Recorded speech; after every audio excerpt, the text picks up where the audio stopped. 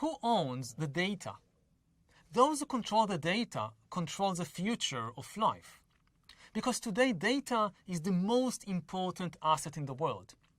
In ancient times, land was the most important asset. Politics was a struggle to control land. And if too much land became concentrated in too few hands, society split into aristocrats and commoners.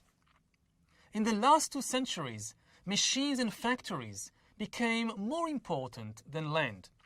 Political struggles focused on controlling machinery.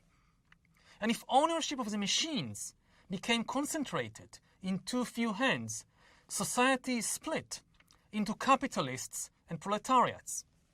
In the 21st century, however, data will eclipse both land and machinery as the most important asset, and politics will be a struggle to control the flow of data.